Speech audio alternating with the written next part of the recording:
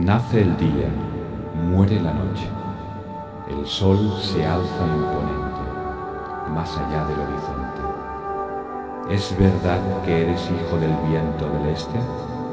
¿O es más cierto que otros ojos, en otros tiempos, te vieron coronar el cielo, en el país de Hesperia, aquel lugar desolado del poniente, donde habitan las sombras de los antepasados?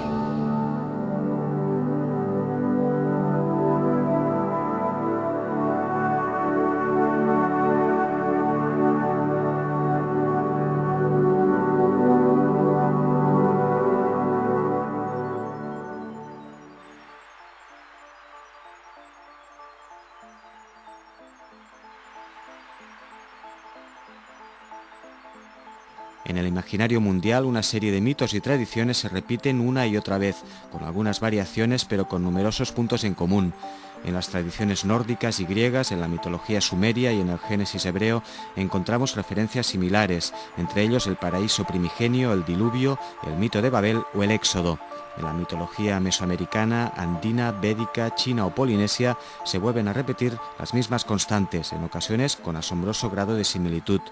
Todos estos corpus míticos aluden a una era de asombrosa antigüedad en la que se produjeron determinados acontecimientos que marcaron un antes y un después en la evolución del ser humano en la Tierra. Las más conocidas tradiciones en el mundo occidental son, por supuesto, las que podemos encontrar en el Génesis hebreo y en el mito platónico de la Atlántida. El relato del Critias y del Timeo de Platón indica que en el año 590 a.C.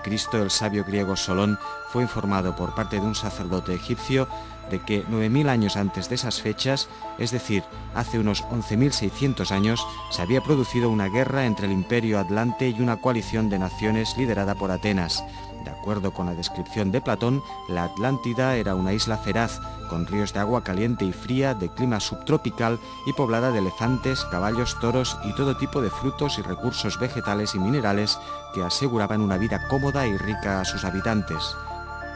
Durante muchas generaciones, los atlantes, habitantes de aquel mítico país, obedecieron las leyes divinas y se comportaron con gran virtud. La Atlántida se hizo muy próspera y poderosa. En ese entorno físico tan favorable construyeron una gran ciudad que Platón describe con cierto detalle, siendo la capital de un extenso imperio. Pero con el paso del tiempo, su inicial naturaleza divina se fue diluyendo en una mortal naturaleza humana y las virtudes iniciales fueron sustituidas por vicios.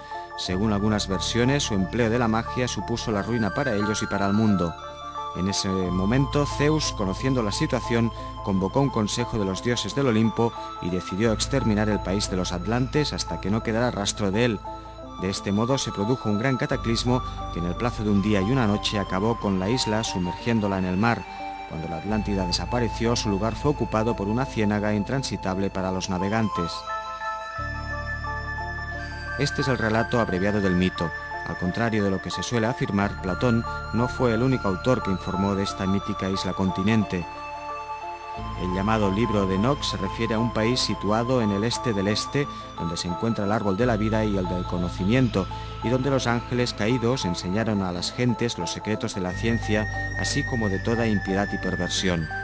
Los chinos hablan de la residencia de los inmortales, situada en una serie de islas al sudeste, donde se puede encontrar la celestial ciudad del jade, el elixir de la inmortalidad y la suave bebida que otorga la secreta verdad. Muchos autores clásicos como Teopompo, Herodoto o Diodoro Sículo aluden asimismo a este reino al que otorgan diferentes denominaciones. Teopompo se refiere a Merópide, que recibe su nombre de Merope, una de las estrellas conocidas como Pléyades, hija del titán Atlas. Herodoto habla de Eritrea y Diodoro le da, como Platón, el nombre de Atlántida. Tanto Platón como Diodoro Sículo explican que la Atlántida fue la residencia de los dioses y, al igual que Herodoto, consideran que los hechos que relatan los mitos sucedieron hace más de 10.000 años. Según Teopompo y Herodoto, en esos tiempos el sol salía por donde hoy se pone. Diodoro hace un relato pormenorizado de la cronología atlante, de sus reyes y de sus hazañas tecnológicas e históricas. Pero estos no son los únicos relatos que hacen referencia al origen de la civilización. San Agustín en la Ciudad de Dios, Plutarco en De Isis y Osiris y autores como Píndaro, Estrabón o Apolodoro nos informan de la existencia de otros reinos míticos con tintes civilizatorios. Allí nacieron héroes que, como Prometeo, Hermes, Esterces, Osiris o Apolo, llevaron la luz y la ilustración al mundo. En definitiva, la tradición clásica nos habla de un antiguo reino perdido en las brumas del tiempo, famoso por su felicidad y su sabiduría, que fue destruido por algún acontecimiento de carácter catastrófico. Pero, ¿qué hay de las doctrinas históricas reconocidas por la ciencia ortodoxa? ¿Avalan el espíritu o la letra del mito?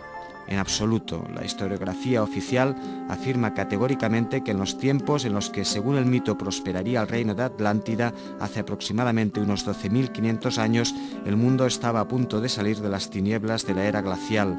La tecnología permitía al ser humano a lo sumo mantener y a duras penas crear el fuego, vestirse y calzarse con pieles, tallar algunos útiles de piedra o hueso y calcular el tiempo mediante la observación de las fases de la luna. Tras la fusión de los casquetes polares, el planeta entró en una nueva fase climática conocida como óptimo holocénico. Entonces, lugares ahora inhóspitos como el centro del Sáhara eran fértiles y estaban llenos de vida.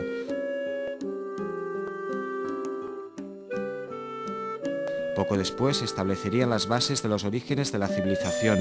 Arthur Gordon Childe llamó a ese cambio tecnológico y social revolución neolítica. Al conocimiento de los ritmos cíclicos de la naturaleza y a la domesticación de los animales y las plantas, el ser humano le debe el nacimiento de la agricultura y de la ganadería. Los hombres y las mujeres empezaron a habitar en aldeas, la religión de cuño matriarcal, la construcción de acequias y canales, la invención del telar, la alfarería y el arado, el trabajo de los metales, el desarrollo de la vida urbana y la implantación de los primeros reinos, todos ellos serían diversos hitos que llevarían al ser humano a alcanzar superiores cotas de bienestar. Esta visión esquemática sobre los orígenes de la civilización, tal como la entendemos en Occidente, es por supuesto reduccionista y simplificadora en exceso. En primer lugar, porque el descubrimiento de la agricultura o la invención del arado no supuso inicialmente una mejora en la calidad de vida, sino bien al contrario.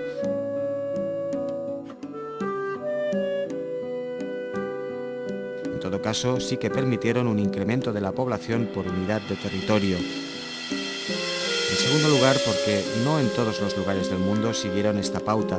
Algunas sociedades, a lo sumo neolíticas, por lo que se refiere a su tecnología física, como la maya, igualaron o superaron a la civilización europea, por lo que se refiere al conocimiento de la astronomía o al cultivo de ciertas artes intelectuales. Y por último, porque el desarrollo de la civilización en modo alguno tiene carácter lineal, siguiendo una línea marcada por un hipotético progreso continuo y acumulativo. Más adelante comprobaremos que las sociedades antiguas disponían de saberes tecnológicos y conocimientos que aún hoy nos asombran. Solo por ello hemos de poner en cuestión la creencia de que hace 10.000 años el mundo entero estaba habitado por hordas de cavernícolas salvajes y primitivos.